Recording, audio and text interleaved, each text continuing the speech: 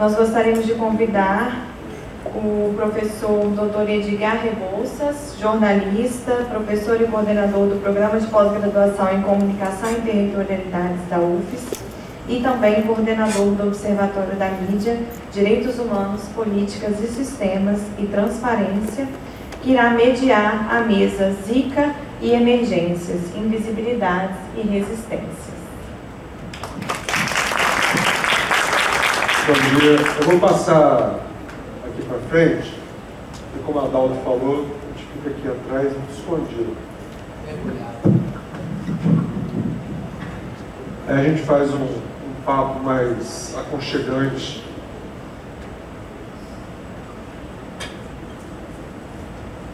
Aí a água a gente pega aqui.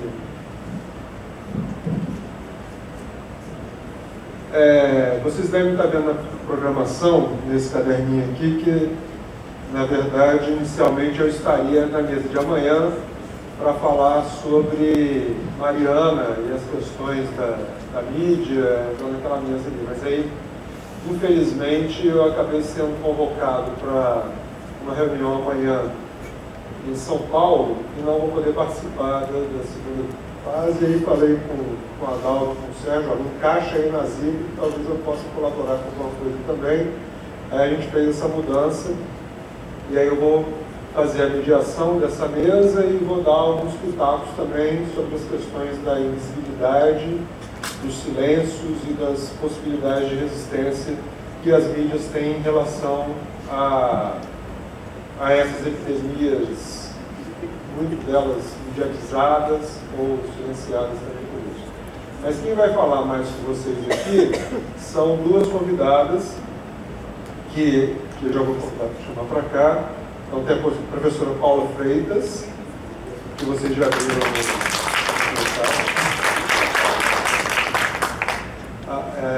Ela é professora no campus São Mateus, da UFES, é enfermeira e doutora em saúde coletiva, aqui, pesquisadora nessa área, que vai nos ajudar a compreender melhor, pelo lado da academia, pelo lado científico, essa problemática toda. E a Germana Soares, que vocês já viram uma parte da fala dela, por favor, Germana.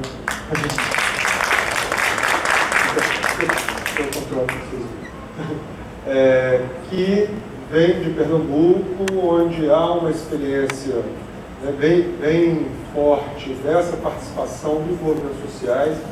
Vamos sentar já.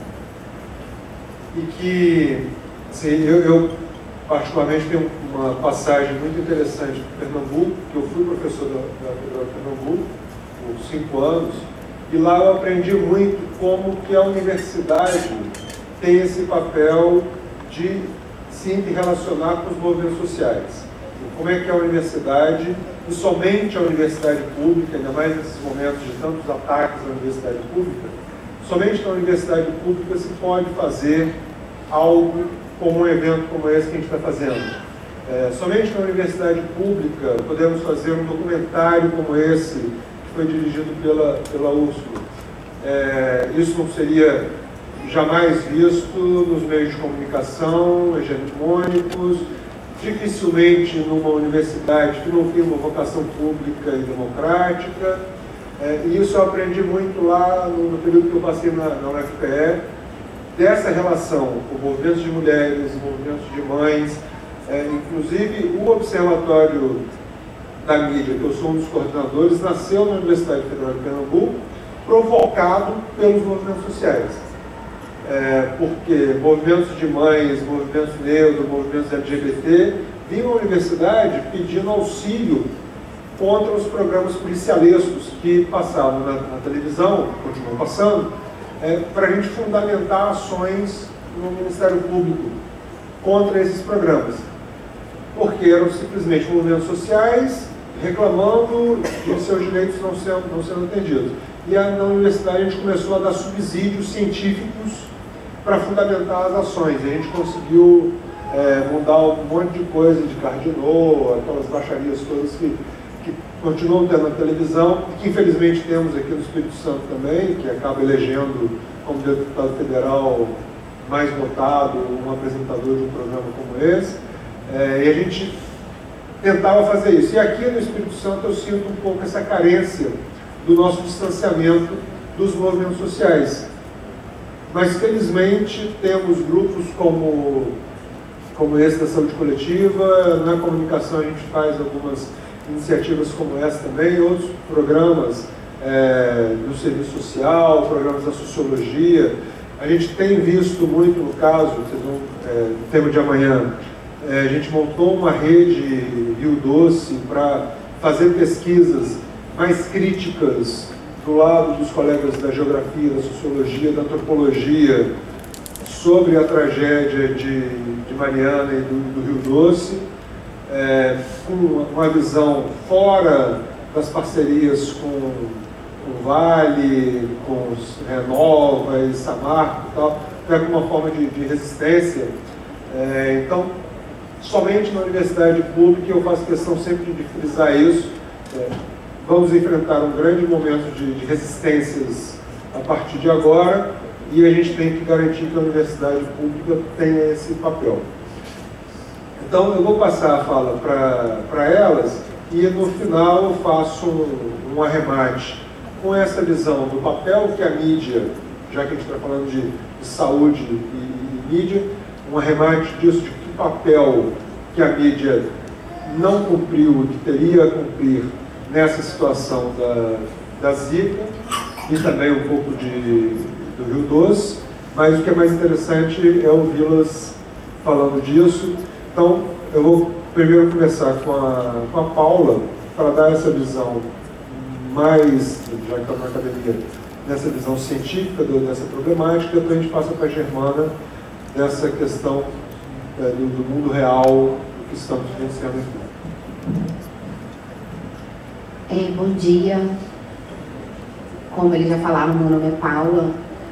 Antes de falar da síndrome congênita do Zika vírus, de como que isso afetou minha vida enquanto pesquisadora, enquanto gente, eu só queria dizer que quando eu comecei a estudar sobre isso, eu não sabia se eu estudava ou se eu assistia Rede Globo, porque a gente nem tinha certeza ainda da causalidade.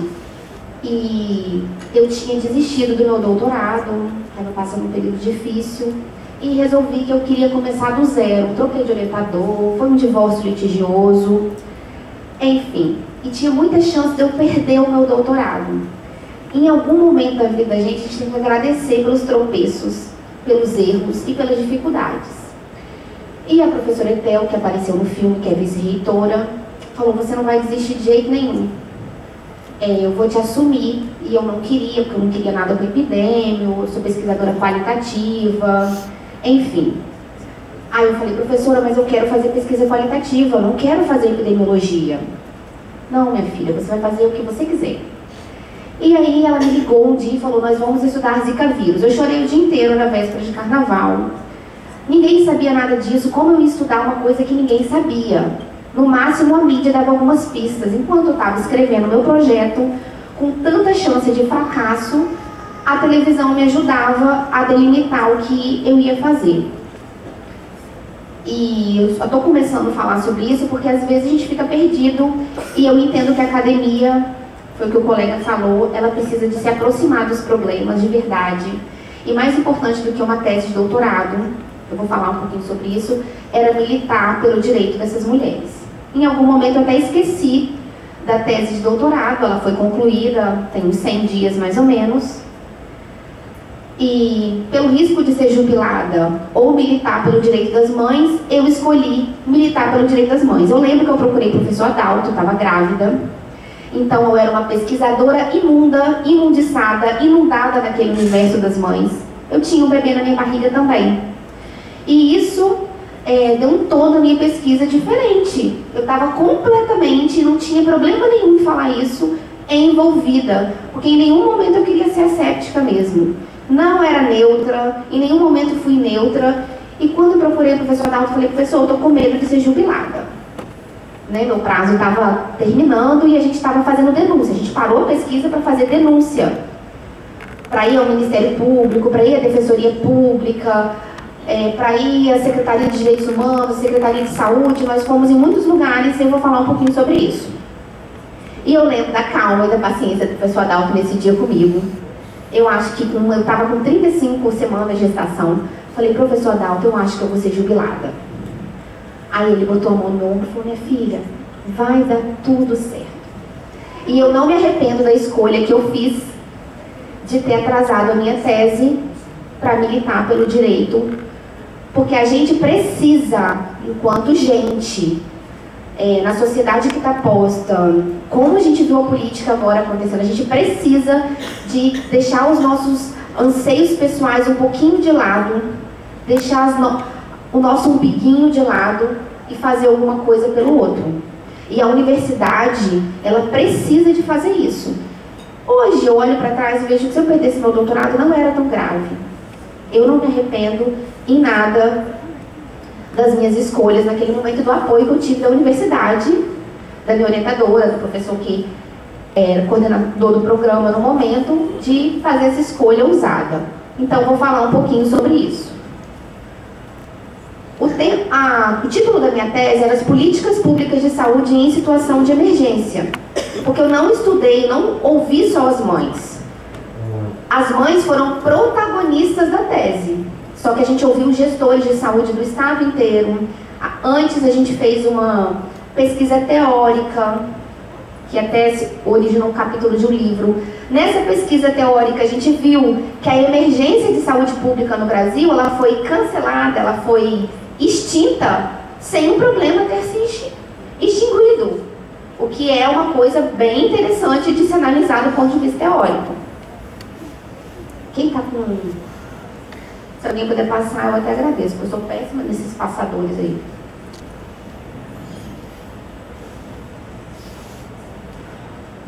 A pesquisa que eu fiz foi financiada pela Organização Pan-Americana de Saúde, num programa de pequenos provimentos para países em desenvolvimento.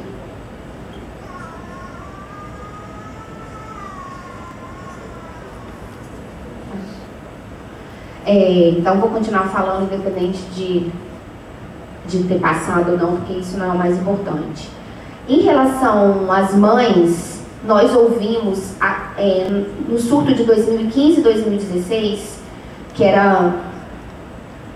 passando? Pode passar. Já foi falado bastante disso, eu quero me ater à questão das mães. Pode passar. Já foi falado um pouco sobre isso, sobre a emergência de saúde pública internacional e nacional. Foi a primeira vez que o Brasil usou um instrumento legal de emergência de âmbito nacional. O Brasil nunca tinha feito uso disso, né? E existe uma antropóloga, que é a Débora Diniz, no livro que ela fez sobre o surto de Zika vírus, ela fala que se o surto tivesse acontecido na região sudeste ou na região sul, os profissionais de saúde teriam sido ouvidos muito mais rápido. E há um preconceito claro, científico em relação ao Nordeste. Ela escreveu isso, né? E eu, amadoramente, fui escrever isso e citá-la e mandar um artigo com essa citação para uma revista chique aqui do Brasil. Eu fui escorraçada pelo editor. Eu acho que ele não entendeu que a gente não coadunava com esse pensamento. Era só uma constatação de uma antropóloga do tempo que demorou para os profissionais de ponta lá no Nordeste serem ouvidos. Gente, está acontecendo alguma coisa errada aqui. Tem muita criança com a cabeça pequena nascendo. E aí a editora da revista falou que eu era uma preconceituosa, né? Eu acho que ela não entendeu mesmo o que a gente estava querendo dizer. A gente estava querendo constatar uma realidade importante, que eu citei uma autora que teve todo o entendimento do que estava acontecendo, porque ela foi para o Nordeste durante o surto e ficou lá. Ela foi a primeira publicação, o primeiro livro que surgiu foi da Débora Diniz, né? Enfim, coisas do Brasil. Pode passar. Pode passar. Pode passar isso tudo, não vou ficar lendo sobre forma de transmissão, não. Pode passar. Olha, aí eu coloquei que são 15.150 casos, mas suspeitos, mas na verdade já são muito mais. Se você pegar o boletim atualizado, que saiu há 2 semanas, já são quase 17 mil casos suspeitos de alteração do desenvolvimento e crescimento. Isso pensando que existem um buraco negro de crianças que não foram acompanhadas, notificadas no surto de 2015 e 2016. Pode voltar, por favor. Não, só naquela figura. Ó. Não, você voltou muito. Passa. É uma doença de notificação compulsória, pode passar, por favor. Aqui, eu quero que pare aí, por favor. Então, a gente estudou como base a Organização Mundial de Saúde e o Ministério da Saúde quanto indutores ou não de políticas públicas. A gente olhou no pano de fundo a emergência, o que é essa emergência internacional, quantas vezes esse dispositivo legal foi usado. E no artigo que a gente escreveu, o professor Adalto contribuiu, a gente chegou à conclusão de que as doenças e as epidemias, enfim, que foram decretadas em situação de emergência internacional, tem muito mais uma intenção de conter a doença nos países pobres e não chegarem nos países desenvolvidos, do que realmente resolver os problemas sanitários e sociais dos países em desenvolvimento. E nós fomos estudando todas as emergências para a gente chegar a essa constatação. E a gente ouviu os gestores de saúde. Os gestores de saúde choravam na minha frente, no sentido financeiro, que não tinham dinheiro para matar mosquito. Só conversavam de matar mosquito, larvicida, a forma química de matar mosquito. Nenhum gestor falou, tem que melhorar as casas, os bairros, o saneamento, ninguém falou disso. Todo mundo ficava falando que queria mais dinheiro para matar mosquito, apesar deles reconhecerem que o jeito que a gente faz para matar mosquito no Brasil é cabalmente ineficiente. Todos os gestores foram unânimes em falar isso, e vários gestores deixaram claro que eles culpam as mulheres. No meio da fala, gestor técnico, gente, gestor médico, enfermeiro, eu ouvi secretários de saúde e eu ouvi gestores de gerentes de vigilância. Os gerentes de vigilância, vários, me falavam assim, isso é culpa das mulheres. Você já viu essas meninas que usam saia curta? Saia curta, elas estão se expondo. Aí eu tinha que fazer uma cara de árvore, porque eu era pesquisadora naquele momento, eu não podia mostrar toda a minha indignação que eu tinha de ouvir essas falas tão abertas, tão claramente, sem nenhum pudor. As pessoas perderam o pudor de ser agressivas, né? Elas depois da rede social, as pessoas têm coragem de escrever coisas que elas deviam ter vergonha de pensar, quiçá escrever, e quiçá um gestor falar tão abertamente como esses gestores falaram para mim. E depois nós fomos ouvir as mães. No cenário de 2015 e 2016, nós tínhamos 39 mães com bebês vivos confirmados para síndrome congênita no Espírito Santo, porque existem muitos casos que não foram fechados. Dessas mães, nós conseguimos ouvir 25. Houve uma perda amostral, por quê? Porque algumas crianças estão em abrigos públicos, porque foram destituídos do pátrio poder, né? Os pais perderam o direito de cuidar dessas crianças, por denúncia de maus tratos, essas coisas. Uma bebê, a mãe é moradora de rua, então eu não tive como ter acesso a essa criança e nem a essa mãe, não consegui escutá-la. Eu tentei bastante, tentei ir com os profissionais de saúde que militam nos consultórios de rua, mas a gente não conseguiu. E algumas mães estão morando em periferias das grandes capitais do país, saíram do Espírito Santo porque a ausência de tratamento é tão grande que elas foram enfrentar uma favela de São Paulo e de Belo Horizonte. E não é uma mãe, são algumas.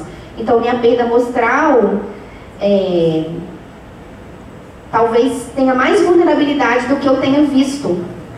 Porque quem eu não consegui ouvir, porque eu conversei com essas mulheres no telefone, eu não podia colocar na pesquisa, mas são mulheres em grande vulnerabilidade social. Pode passar. Eu já falei que o objetivo era analisar as políticas públicas em relação à emergência, em relação ao Zika vírus. Eu descrevi o perfil sociodemográfico das mães e eu queria compreender a percepção que elas tinham, os direitos sonegados, eu queria ouvir e dar protagonismo para essas mulheres. Pode passar. Pode passar. Pode passar isso aí também, quero falar das mães. Então, eu falei que são 39 mães, a gente fez análise descritiva, pode passar. Pode passar. Aí tem, a maioria das mães são não brancas, são pardas ou negras, né? A maioria com ensino médio completo, a idade da maioria das mães está entre 30 e 39 anos. E várias coisas que a Germana falou aqui, que a Glaucilene falou aqui, são um retrato da minha pesquisa. 75% aproximadamente das mães que trabalhavam antes do bebê foram mandadas embora ou pediram para sair porque foram obrigados a pedir para sair do emprego, né? E teve uma situação tão grave que a gente saiu da casa da mãe e ajuizou uma denúncia no Ministério do Trabalho. Então, assim, a pesquisa se imbricou o tempo inteiro com denúncia, porque a chefe, né, a gestora imediata daquela mãe, falou para ela: eu tô te mandando embora porque você tem um filho doente, né? Então, não tem condições de você ficar aqui. E ela teve coragem de verbalizar isso. E quando a mãe contou, a mãe estava pagando aviso prévio, a gente resolveu ajuizar essa denúncia no Ministério do Trabalho e está correndo um pedido indenizatório para essa mãe. Poucas mães, metade das mães recebem benefício governamental.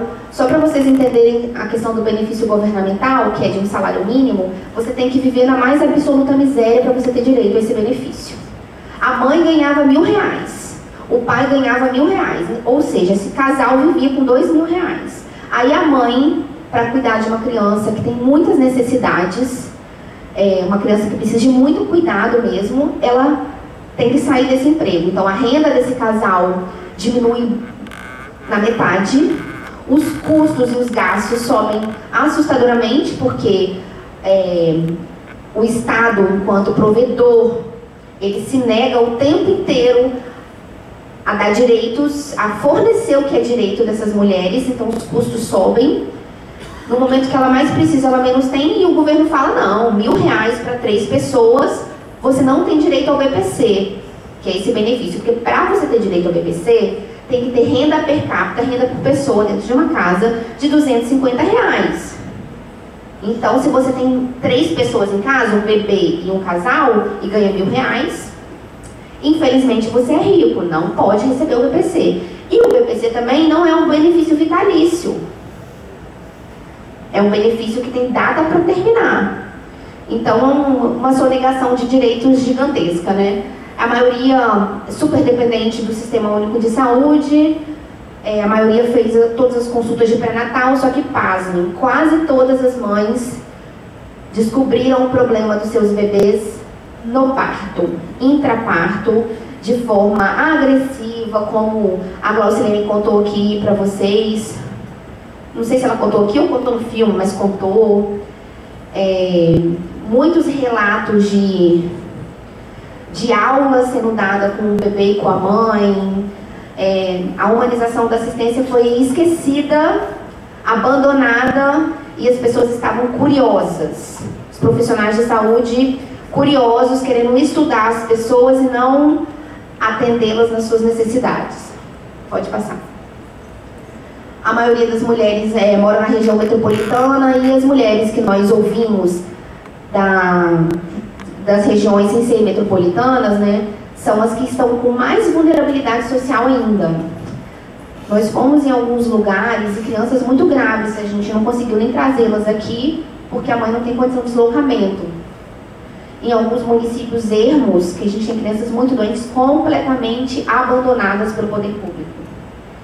E, mediante denúncias que nós fizemos, algumas coisas foram conquistadas, mas infinitamente menos do que são as necessidades dessas mulheres. Sobre o aluguel também, a maioria dessas mulheres pagam aluguel. E algumas não pagavam antes da síndrome congênita do Zika. Elas saíram das pequenas casas e foram morar perto das APAES, perto da pestalose, perto de onde o bebê faz tratamento, e esses aluguéis são muito mais caros. E quando a gente estuda o impacto do aluguel na economia familiar, ele é um indicador importante que empurra as pessoas para a pobreza absoluta. E a gente viu isso na pesquisa muito forte. Pode passar. Já falei das mães. Então, o que a gente viu nessa pesquisa descritiva, nessa parte que a gente descreveu quem são essas mulheres, onde elas estão, que a gente não foi a parte qualitativa ainda, a gente viu que tem uma clara determinação social do processo de saúde e doença ligado ao Zika vírus. O que eu estou querendo dizer com isso? Que a questão da pobreza, ela é importante. A gente não sabe por que ainda. A gente não sabe, porque saiu uma pesquisa, faltando poucos dias para defender minha tese de doutorado, que eles sugerem que as mulheres privilegiadas, as mulheres de condição, extrato socioeconômico alto, elas abortaram. E eles usaram o que para fazer para levantar essa hipótese?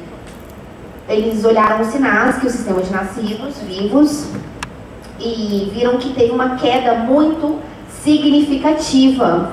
E quando eles estudaram, eles viram que foram os estratos sociais mais altos.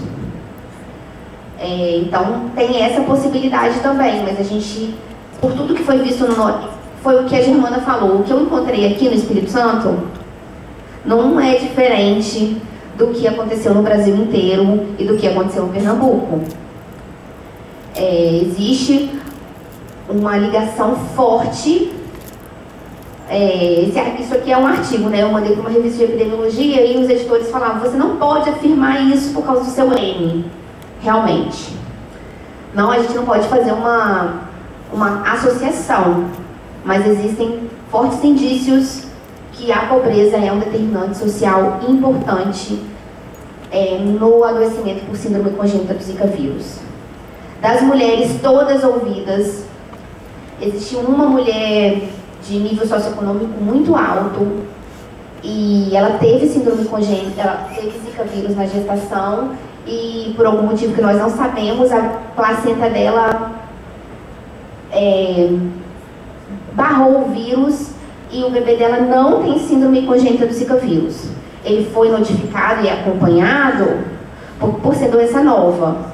Então, mais uma suspeita de que esse determinante social tem que ser mais investigado. Pode passar. E aí a gente parou a pesquisa. Quando a gente encontrou essa situação de degradação, a gente nem ouviu os 25 para fazer as denúncias. A gente ouviu 5, 6, e eu chamei a Etel, falei: professora, a gente tem que fazer alguma coisa. Você conhece um monte de gente, liga para a imprensa. E nós fomos no Bom Dia Espírito Santo. De televisão nós falamos para 4, 6 jornais, 4 rádios. E aí a Secretaria de Saúde ficou muito brava com a gente. Graças a Deus que eu já tinha pegado os meus dados, senão não ia ter dado nenhum mais. E eles ficaram muito estressados e aí chamaram a gente para uma reunião com o secretário de Saúde, secretário de Direitos Humanos. E o tempo inteiro eles falavam que a gente tinha um N muito pequeno. Mas isso é muito pequeno, vocês estão tão preocupadas assim? São 40 e poucas pessoas. E eles verbalizavam isso nas reuniões, né? Que eu ficava mais assustada com a coragem de verbalizar. E teve uma reunião que a gente foi com o secretário de Saúde, que foi tão agressiva a reunião, que eu fui mostrar os problemas. Não igual eu estou mostrando aqui. Eu falei, a gente só não falava o nome, a gente falava: tem 5 mães que precisam de prótese para os bebês. Tem uma mãe que precisa de cirurgia cardíaca e o bebê tem risco iminente de morte. Vocês estão procrastinando. A gente vai acionar a Defensoria Pública. Foi uma conversa dura. E a equipe técnica do secretário de Saúde não deixava a gente falar. Aí o secretário de Saúde se estressou uma hora e falou: deixa a menina falar. Deixa a menina falar e para de se defender, porque eu quero ouvir o que ela tem para me dizer. Aí todo mundo se calou e a gente pôde falar sobre tudo que a gente tinha visto, toda a vulnerabilidade, toda a falta de acesso a leite, fralda, gasto pediatra, uma vulnerabilidade gigantesca. pesquisa, militância e denúncia podem andar juntos, devem andar juntos. Foi o que eu falei bem no início mesmo, né? Que eu não me arrependo nem um pouco da minha escolha. E é engraçado que os vínculos vão se formando, que acontece alguma coisa, uma mãe me chama no WhatsApp. Ô Paula, a ambulância não veio buscar o meu filho hoje. Hoje era dia dele fazer terapia, a ambulância não veio. Cadê a doutora Ellen? A doutora Ellen vai falar de tarde, é defensora pública. E as redes que vão se formando, elas são tão fortes que a gente fica amigo mesmo. Doutora Elisa, não consegui resolver, vamos ligar para a doutora Elisa, neuropediatra. A doutora Elisa socorre a gente. Está acontecendo isso, isso e isso. Então as redes vão, a micropolítica é muito forte, né? E as redes vão se formando para além da pesquisa, para além da tese de doutorado, que é o mais importante. Pode passar. Aí algumas reportagens. Pode passar. Pode passar. Espera aí só um pouquinho. As mães falaram disso, né? A gente viu que a síndrome congênita do Zika vírus, ela foi pesada para as mulheres. Foi um fardo pesado para as mulheres, com o abandono do cônjuge, do companheiro, com infidelidade conjugal, com violência doméstica. Isso foi muito forte. E o mais grave, quando a gente pensa na mídia, já que é um evento que fala de comunicação e saúde, é que a mídia pouco falou que o Zika vírus é transmitido no ato sexual. Se ele é transmitido no ato sexual, a mesma cobrança da sociedade sobre a mulher se prevenir, sobre a mulher usar repelente, deveria existir para o parceiro dela. Porque o parceiro dela pode transmitir Zika vírus para ela, só que isso não foi falado na mídia. O peso da síndrome congênita foi um fardo pesado que recaiu sobre as mulheres brasileiras e as mulheres mais pobres. Pode passar. A gente viu condutas prescritivas para as mulheres. Quando elas falaram que elas estavam grávidas, os profissionais de saúde brigavam. Por que você foi engravidar agora, sua maluca? No meio desse negócio de Zika vírus. Profissionais de saúde que sonegaram informação para essas mulheres, com medo delas decidirem o abortamento, sendo que isso não é uma decisão que cabe a eles. Na ultrassom, o profissional de saúde não contou da microcefalia. E aí a mãe foi tirar satisfação com o profissional de saúde depois que o bebê nasceu. A profissional falou, não, eu não te contei, porque eu não queria que você abortasse, né? Completa arrogância intelectual mesmo de decidir sobre o corpo e sobre a decisão do outro.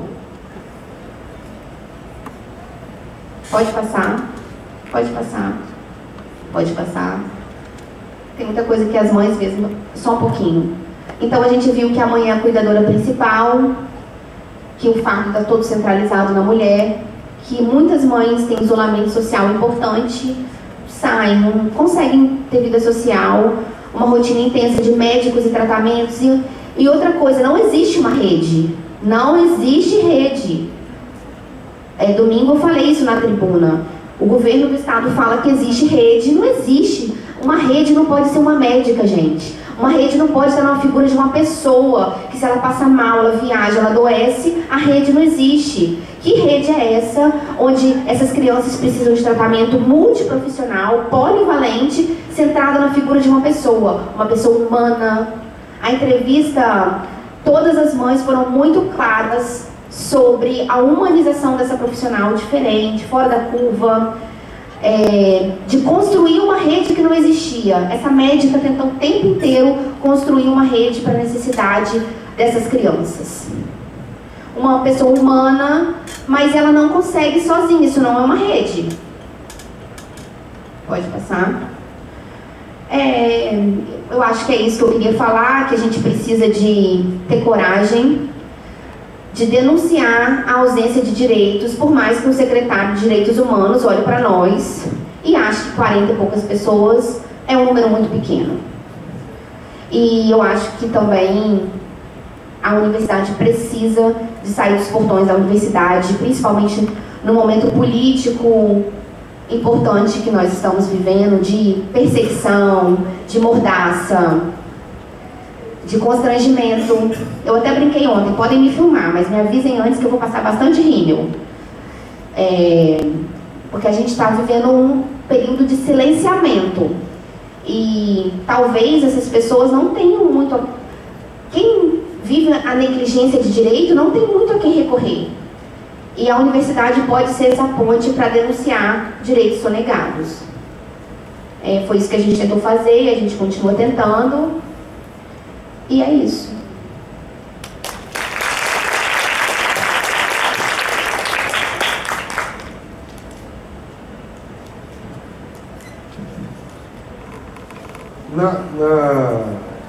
No âmbito da academia, a gente tem também duas participações, da Janine e da Elaine, na Rede Zica.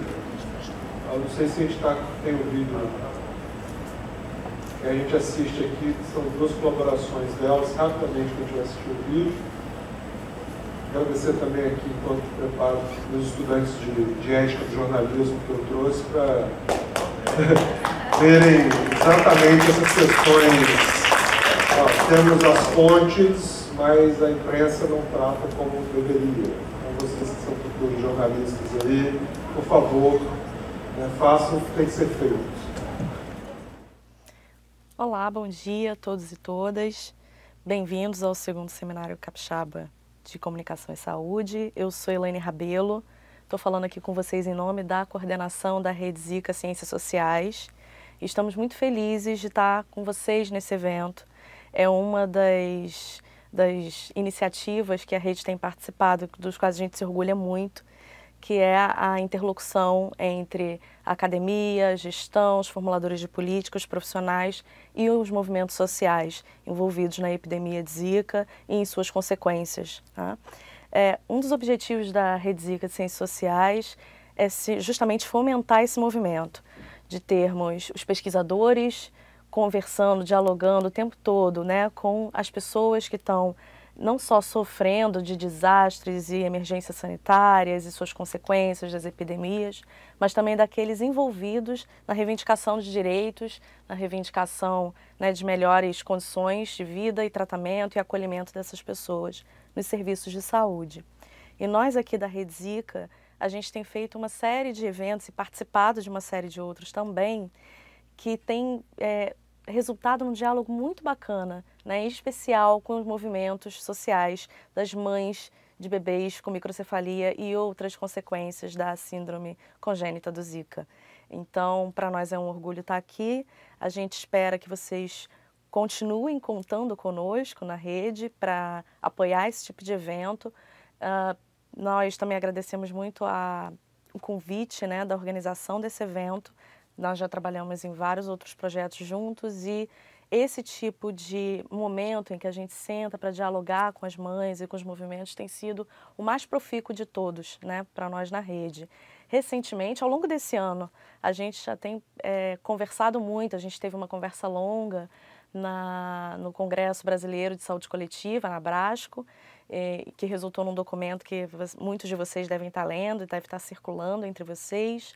E estamos com uma série de iniciativas programadas para 2019, envolvendo pesquisadores dos consórcios de Zika, das pesquisas Zika vírus, dos quais alguns de vocês participam, e alguns membros do movimento social que vão estar aí com vocês ao longo desse seminário, também dialogando.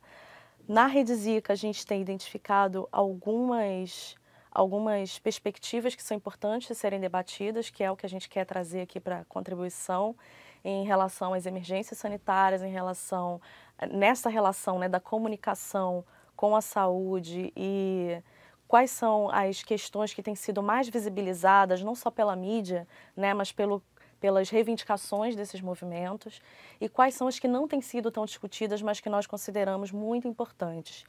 E eu gostaria de destacar aqui hoje, trazer para vocês, para o debate, que a gente possa participar, mesmo dessa forma, né, mediada um pouco pelo vídeo, mas a questão da visibilização cada vez maior que a comunicação tem podido trazer para os movimentos, né, não só na visibilização, mas nas possibilidades de comunicação. A gente, na rede, tem tido acesso a pesquisas no mundo inteiro que têm mostrado para a gente que é um desafio importante, não só no Brasil, não só no Sudeste, mas em outros cenários no mundo, né, na África, no Oriente Médio, na Ásia e até mesmo na Europa, em algumas epidemias como a Ebola, é o desafio da interlocução. Em geral, a gente tem organismos internacionais debatendo sobre o que é uma epidemia, o que é uma emergência, o quanto de dinheiro a gente coloca aqui, o quanto de dinheiro a gente coloca lá. A gente tem nos cenários nacionais, né, as forças-tarefa para dar conta do momento agudo, né, de uma epidemia ou de um desastre, mas o que é pouco debatido é o pós disso, né?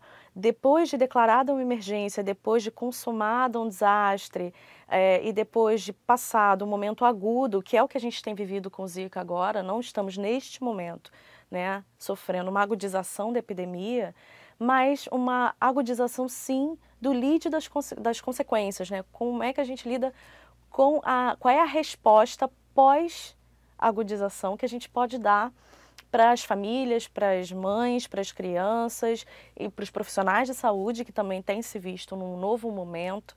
E esse é um debate que ainda está muito no início, tá, gente, de vários projetos no mundo.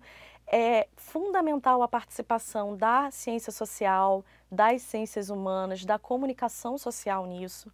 Nós temos sido convidados o tempo todo a falar sobre, né, para os pesquisadores de ponta, para os pesquisadores de bancada, para os formuladores de política.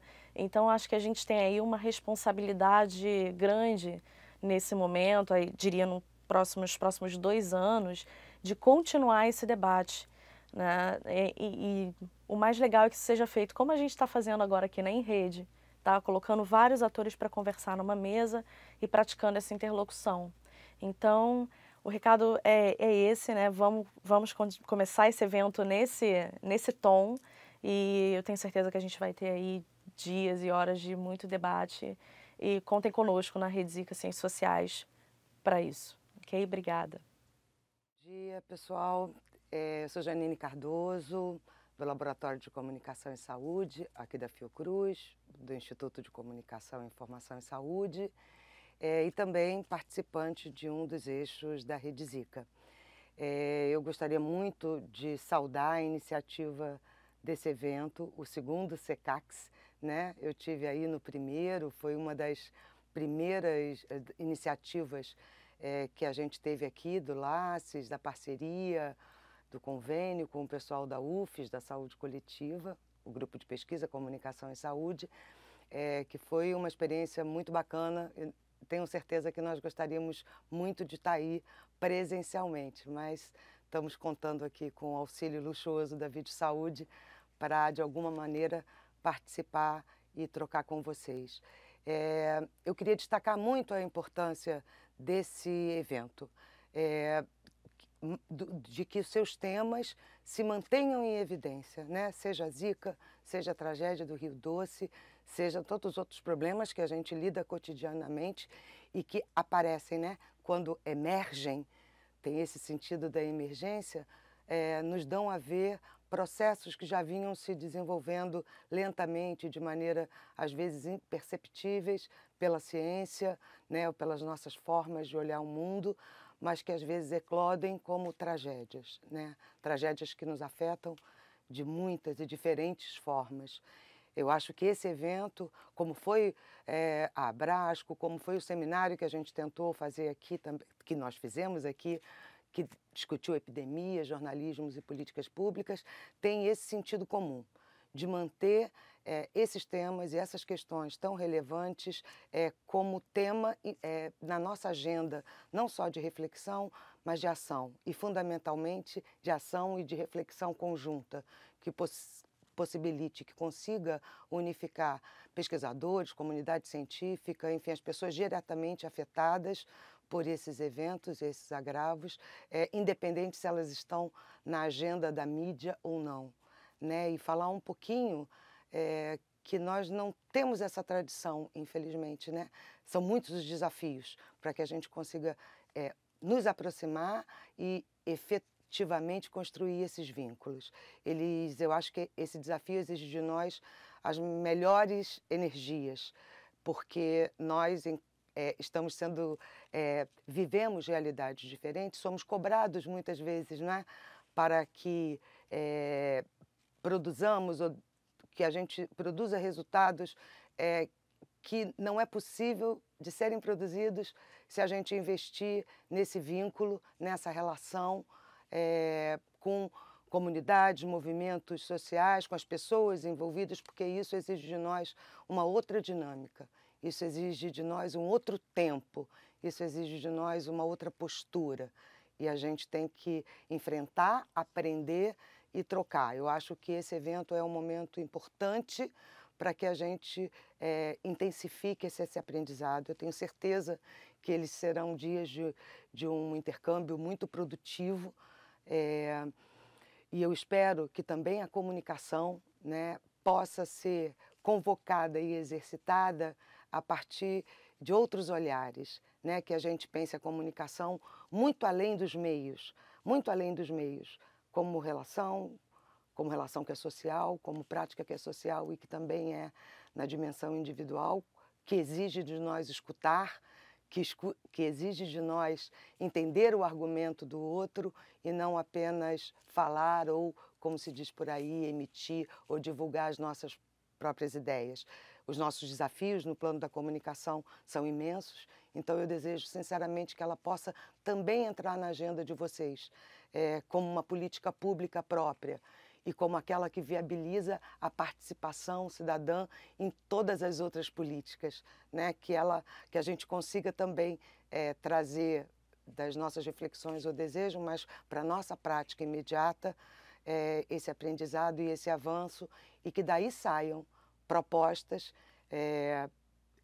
para nós que não estamos diretamente aí, e não só nós, mas enfim, para todos aqueles que estão envolvidos e mobilizados com essa causa e que a gente possa avançar. Então eu desejo sinceramente dias muito produtivos e que renovem as nossas forças e as nossas esperanças. Um beijo grande. Germana. Então a Germana vai fazer o depoimento dela, falar da experiência, como estão fazendo lá em Pernambuco, e sirva de exemplo aqui para que no Espírito Santo tenhamos redes de mães também, já que a gente tem visto que o poder público não está fazendo sua parte, mas que os movimentos sociais se mobilizem e nos forcem na universidade e no poder público para que isso aconteça. Germana. Mais uma vez, boa tarde. Acho que já é tarde, né? Eu nem sei. De manhã ainda. Ah, é? Tá. Já é tarde. Então, eu vou falar com vocês um pouquinho da realidade lá de Pernambuco e como foi que a UMA se formou, tá? É uma pena ter faltado energia, porque a gente tinha um vídeo de apresentação e também uma apresentação em PowerPoint, né, que fala se a tarde voltar, quem sabe. Mas deixa eu tentar ser breve, porque eu acho que todo mundo está com fome, né? A UMA, ela começou quando o Guilherme nasceu, meu filho. O Guilherme hoje tem 2 anos e 11 meses, vai completar 3 anos agora, dia 19. E numa tentativa de se defender e proteger a minha família, eu e o pai do Guilherme, na época, resolvemos esconder a patologia dele. A gente tinha medo do olhar de coitadismo, aquele sentimento que as pessoas têm de olhar a pessoa com deficiência como um ser inferior por ter uma limitação. Então eu sabia que se alguém tivesse essa visão para o meu filho, eu não ia me segurar, eu ia matar. Né? Então, para evitar um homicídio, a gente resolveu esconder, sem saber ou sem ter a noção, a consciência que o preconceito que estava dentro da gente. Então a gente passou um bom tempo nessa situação, se escondendo das câmeras, né? Como Pernambuco foi um dos primeiros estados e teve o maior índice de casos, então era muito jornalista, tanto locais, nacionais e muitos internacionais. Era todo dia, toda hora, o tempo inteiro, para onde você fosse fazer o exame, um mutirão, tinha jornalista. Então, quando se fala em desrespeito, deixa ele pode.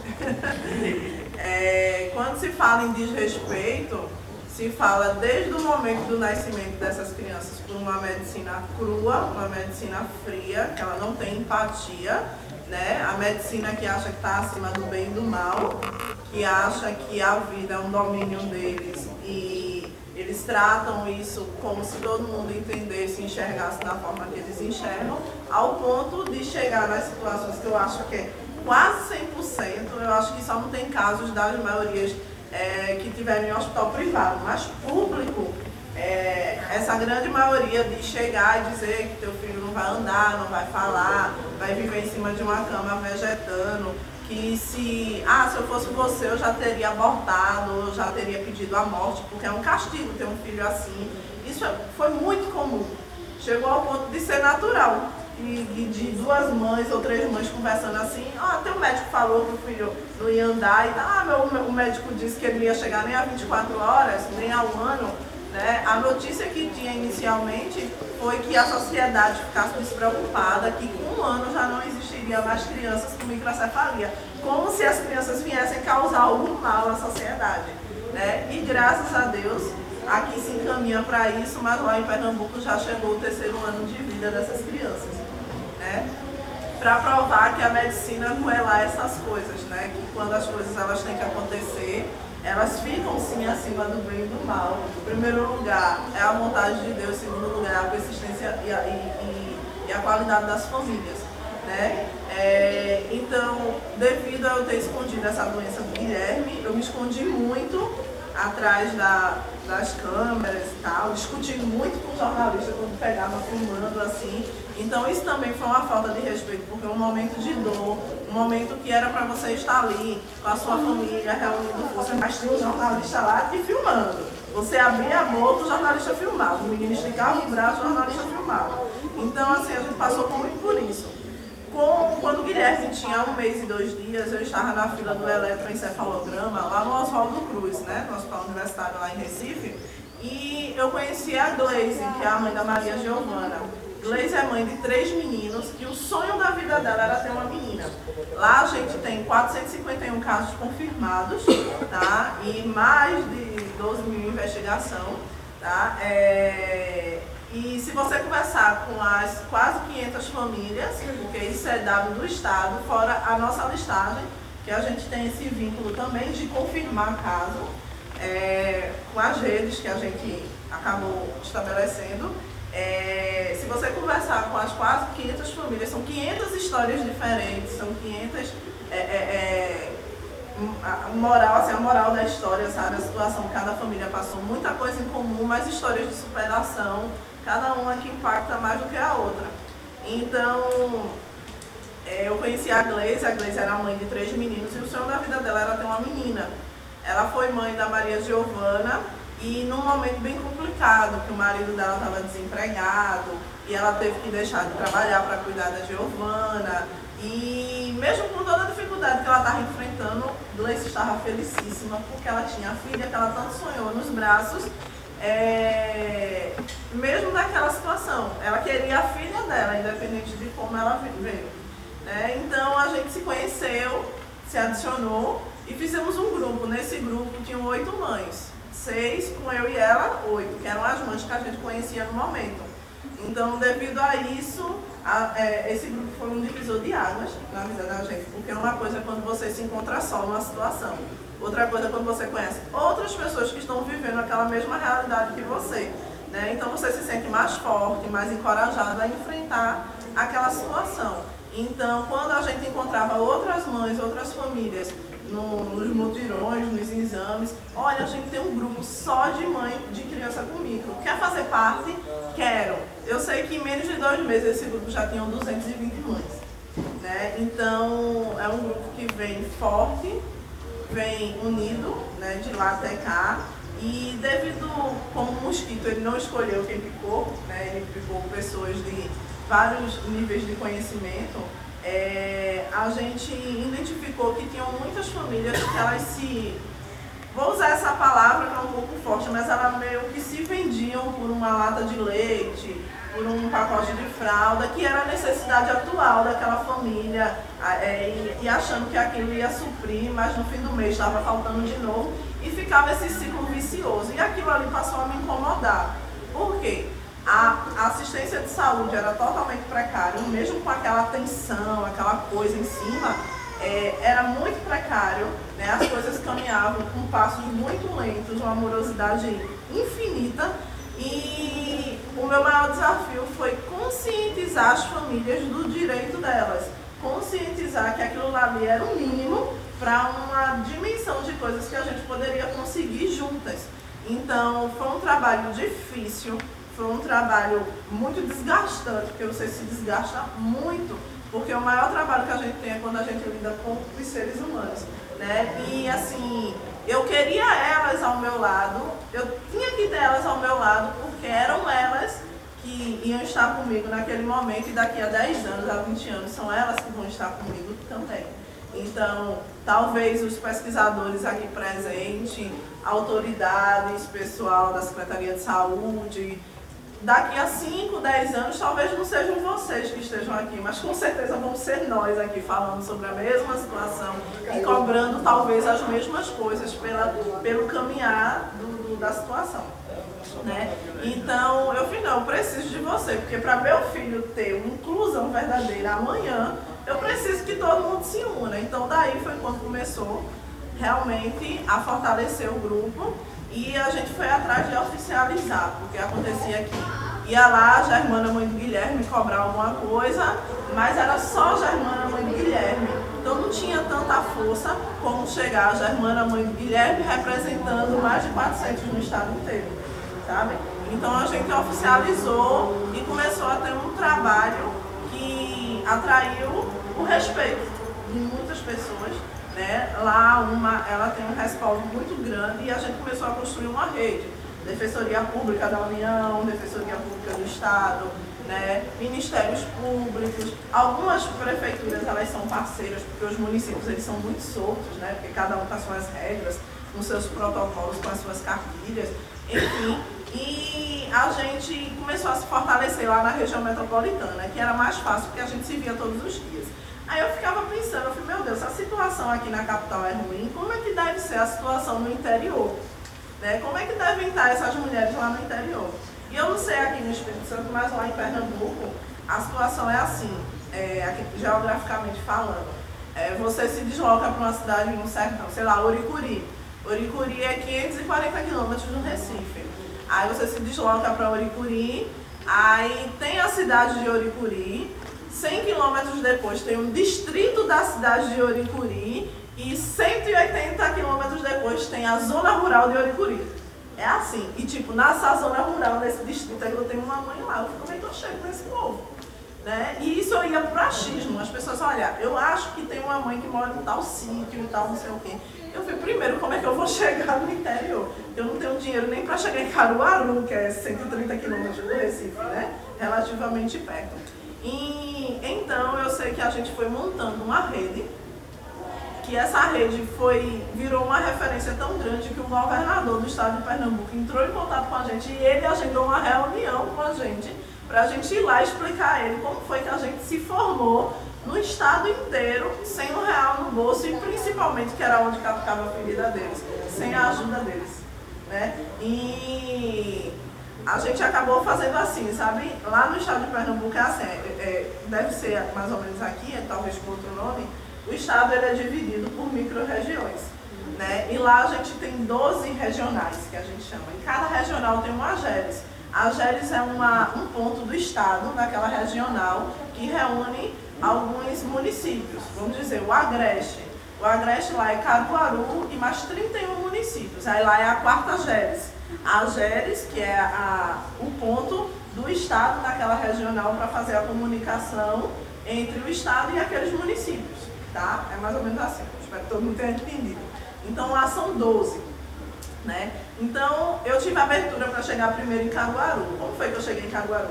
Eu conversando com um gerente que trabalha na Secretaria de Defesa Social, né? Que é a parte de cidadania, que é emitir carteiras de identidade gratuitamente. E os bebês passaram a ter algumas necessidades de exames e procedimentos médicos que só se fazia se a criança tivesse o RG.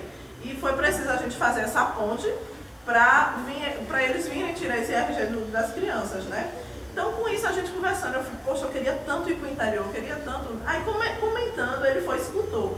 Ele, olha, você quer ir para o interior mesmo? Eu fiz, quero. Ele, se eu for para o sertão, você vai? Eu fui, vou. E ele fez, e seu filho? Eu fui, vai junto, vai debaixo do braço. Ele vai. Aí você vai ver. E ele ficou perguntando isso repetitivamente, e eu dizendo, eu vou, tô dizendo a você que eu vou. Quando foi umas semanas depois, ele entrou em contato, Germana, tem uma sequência de atividades para fazer no interior. A gente vai até Salgueiro, né? Não vai fazer o sertão todo, mas até Salgueiro a gente vai. Você quer ir? Aí eu fiz, quero, eu vou. Ele fez, então vamos. Então foi eu e uma outra mãe, né, que na época ela era secretária da UMA, e a gente foi com os meninos debaixo do braço, faltou terapia, foi uma auê tão grande na volta. Aí a gente entrou e foi-se embora. Isso a gente foi, ela com R$130 no bolso, e eu acho que eu tinha em torno de 150. A gente não sabia onde é que a gente ia dormir, o que é que a gente ia comer, eu sei que a gente foi. Né? Então, quando chegou em Caruaru, ele tinha, pelo fato dele ser do Estado, um órgão do Estado, ele tinha livre acesso a entrar no AGERES, né? Então a gente foi falar com o gerente da AGERES lá de Caruaru, que era a mais próxima.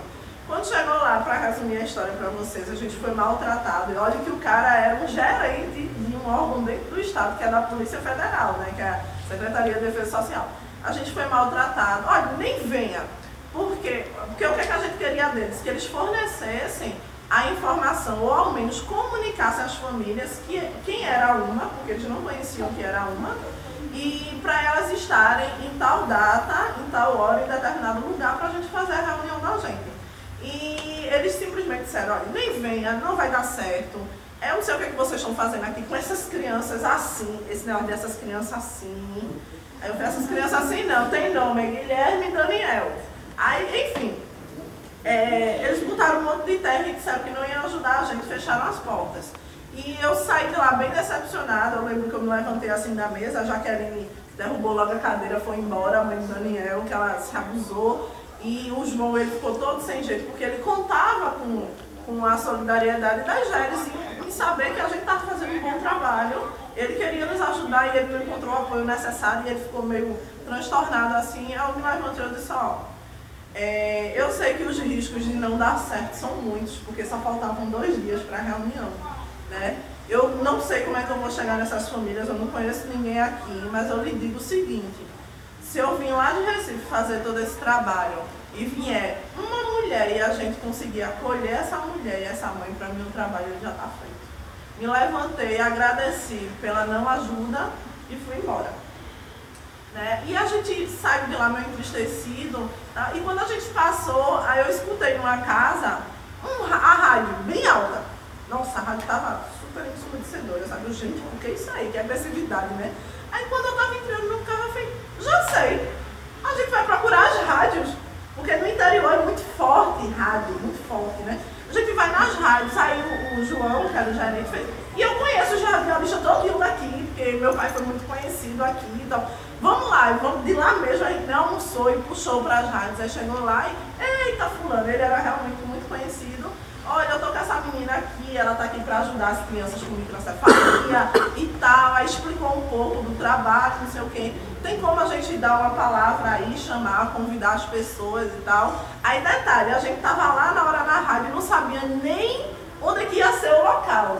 Aí ele fez, não, mas eu tenho uma amiga minha que ela é gerente do governo presente e ela tem uma área muito boa, diz que vai ser no governo presente. Eu falei, mas nem tem confirmação, mas diga que vai ser. Aí a gente foi lá na hora e o radialista começou a perguntar, estamos aqui com Germana, mãe do Guilherme, a Jaqueline, mãe do Daniel, não sei o que, e elas são da UMA. Aí ele anotou lá, fez umas perguntas antes, né, e anotou lá e fez uma introdução. Germana, o que é a UMA? Aí lá vai a gente explicar e tal. Estamos convidando todas as famílias que têm crianças com microcefalia a comparecer no governo presente amanhã às 8 horas, tal, alguma coisa assim. E a gente meio que lançou a sorte, aí foi nas outras rádios, que eram mais 2, e fez a mesma coisa. Tipo assim, a gente entrou ao vivo, então quem escutou, escutou, quem não escutou, não vai escutar mais, né? E quando foi no dia lá da reunião, aí a gente meio assim, a reunião foi marcada de 8 horas da manhã, mas 6 horas, eu já caindo assim na porta, né? Vai que chega um, vai que chega.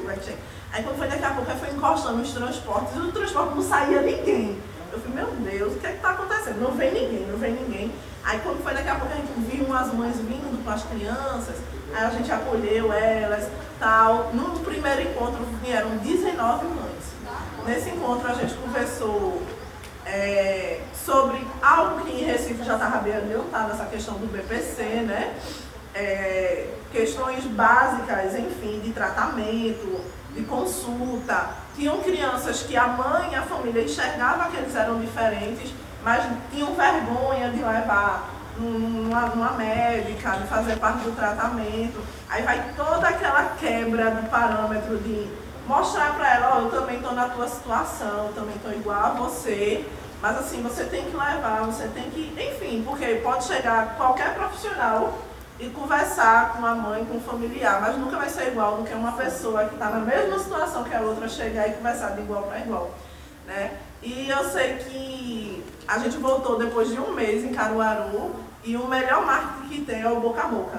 Então as mães, elas compartilharam com outras mães. No segundo encontro deu 70 famílias. Aí depois a gente peneirou e a gente tem aproximadamente 60 famílias lá de Zika, ressaltando que a gente não atende só microcefalia do Zika, tá? A gente atende todo e qualquer tipo de microcefalia, porque principalmente quando a gente se formou muito cedo, não tinha nem essa licenciatura de síndrome congênita, né? Essa literatura médica. Era microcefalia e pronto. Então, isso a gente começou por Caruaru, e daí a gente foi nas outras regionais fazendo a mesma coisa, e com a polícia, né, junto. Aí o povo não entendia que a gente chegava no sertão e descia os policiais, eles já eram bem conhecidos, e descia a gente com os bebês de baixo, né? Não, o povo é as mulheres, né? Ela é tua mulher, fez não, o pessoal do microcefalia, o pessoal ficava sem entender o que é que essas mulheres estão saindo do Recife, vindo pra cá.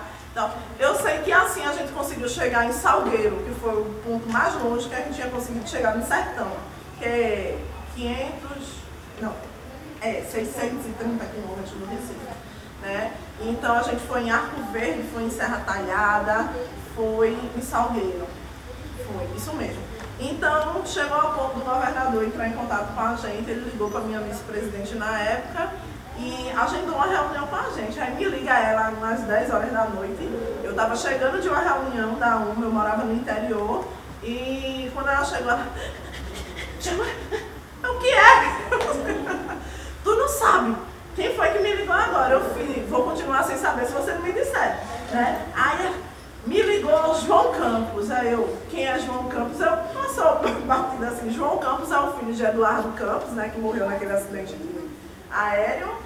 E ele era o atual assessor do governador lá de Pernambuco, né? E ele disse que o governador quer conversar com a gente. Eu fui finalmente, né? Eu fui vergonha na cara.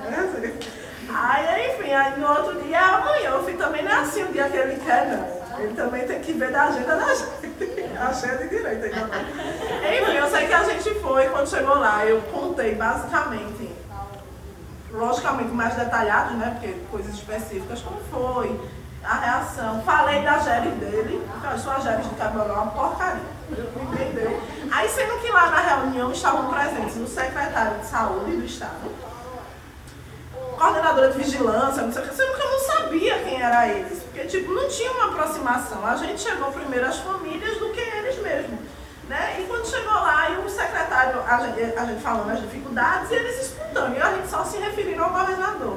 E a gente falando, quando foi de repente, aí ele interviu, porque ele discordou de algo que a gente falou, aí ele interviu. Quando ele falou, dá licença que eu tô falando, depois o senhor fala.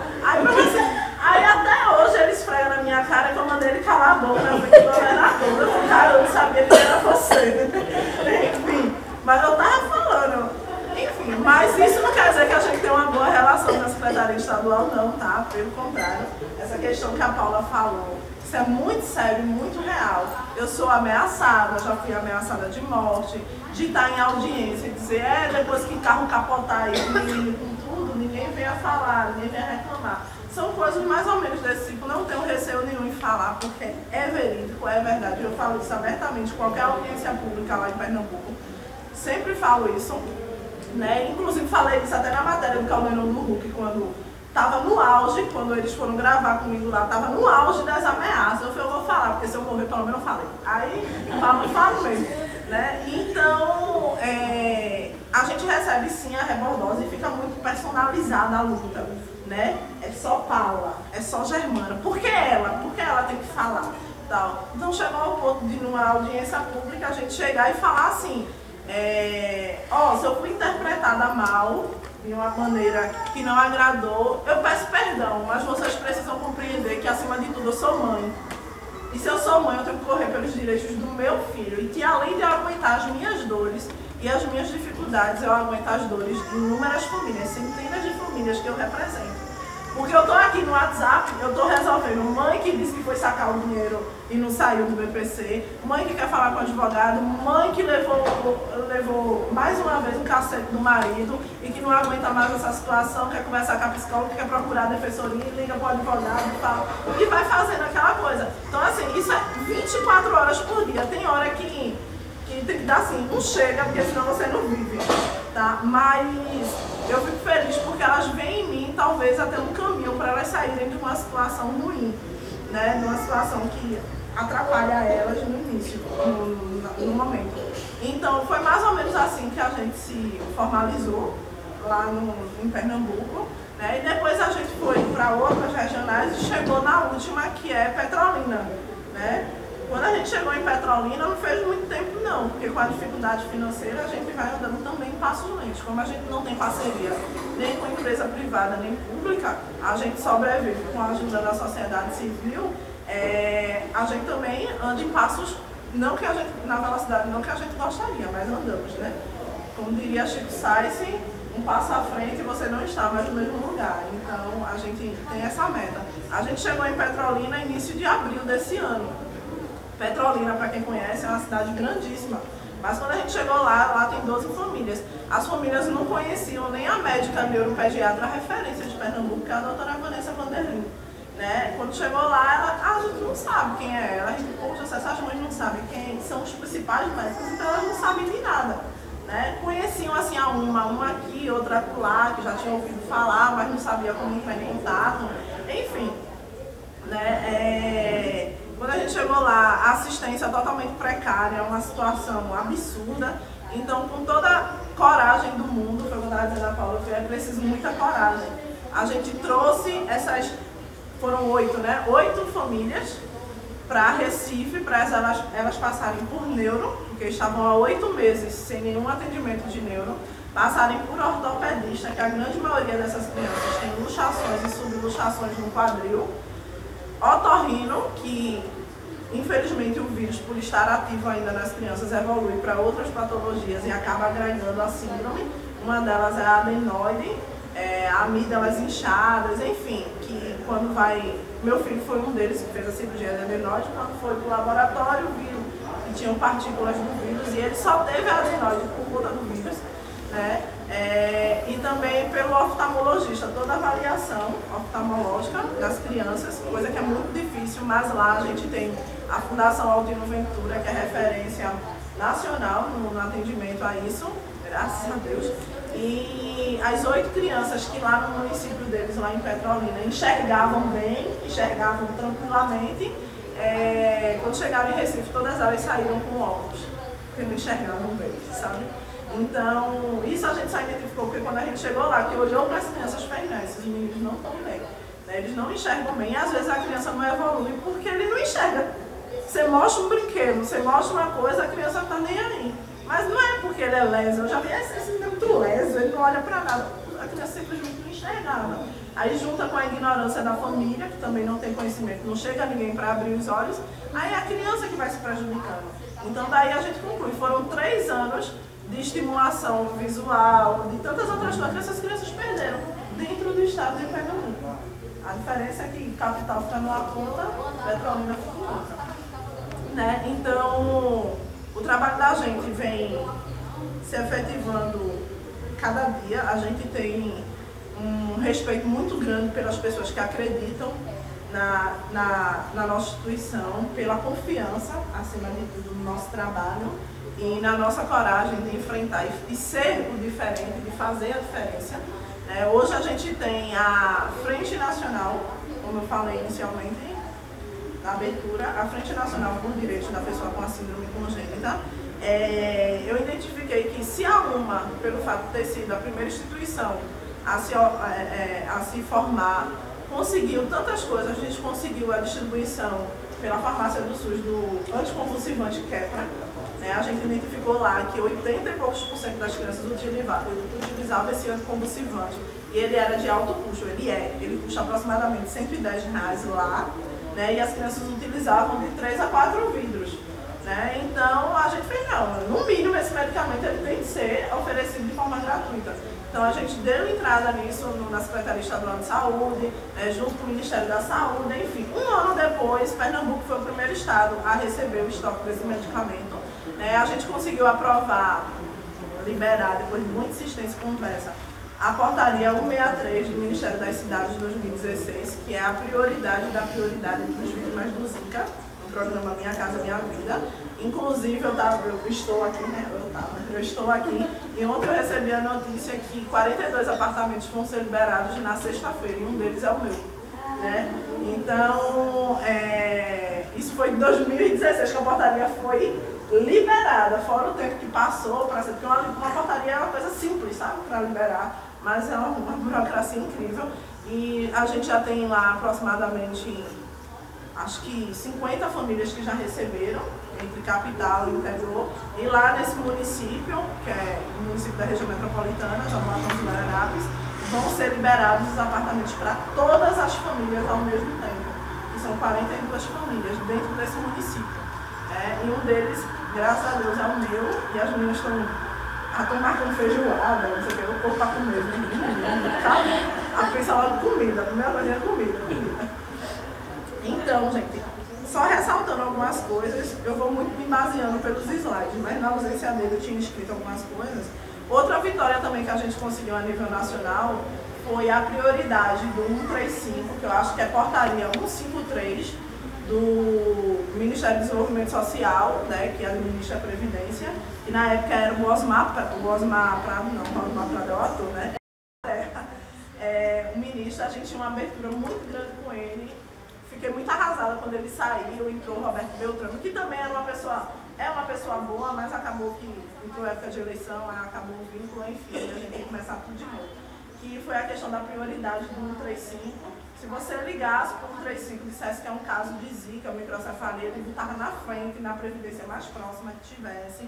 E a gente conseguiu o primeiro mutirão da história, nunca teve isso no Brasil inteiro. Que no mesmo dia você entregava a documentação, passava pela assistente social, passava pelo médico perito e com 5 dias você sabia se tinha sido aprovado ou não e quando ia sair com o primeiro benefício. Isso aconteceu em 12 de março de 2016, que foi onde foi aprovado o benefício do Guilherme e da grande maioria das famílias. A gente estava até conversando essa semana quando falou que o próximo presidente eleito, a primeira coisa que ele vai fazer é mexer na reforma, né? Fazer a reforma da Previdência. Aí a gente falou, em março tá todo mundo lá no INSS, porque tem que fechar o INSS só pra gente, né? Porque a quantidade de gente que foi. Eu fui em março, tá todo mundo lá para fazer a renovação do benefício e tal. Se tiver benefício daqui para lá, né? Porque a promessa é desvincular do salário mínimo, acabar, enfim. Não vou sofrer por antecipação, senão vou até chorar. Mas, enfim. Essa foi uma das vitórias que a gente conseguiu trazer isso para Pernambuco e refletiu para Rio Grande do Norte, Alagoas e Bahia na época, né? E o que adiantou muito, porque as crianças estavam levando de 8 meses a 1 ano para conseguir um benefício. Pronto, então isso é um absurdo, um absurdo. E isso é portaria nacional, sendo que às vezes a gente peca pela ignorância, por não ter conhecimento mesmo, né? Então, essa questão da matéria, né, que foi colocada aqui, 2 matérias pelo professor. Uma foi da Catarina, lá da Paraíba, né? A história da Catarina é uma história muito linda. Porém, ela me revoltou no início, porque ela chegou até ir para Fátima Bernardes e tal, e com a doutora Adriana, que é uma pessoa que eu gosto muito também, sendo que, olha o título da matéria. Catarina, a menina que venceu o Zika. Ela venceu por quê? Porque ela anda. Porque ela teve uma mãe fisioterapeuta, porque ela não teve assistência do SUS, ela foi toda privada. Aí eu fiquei pensando, Catarina venceu o Zika, e os 3 mil que não venceu, fica como?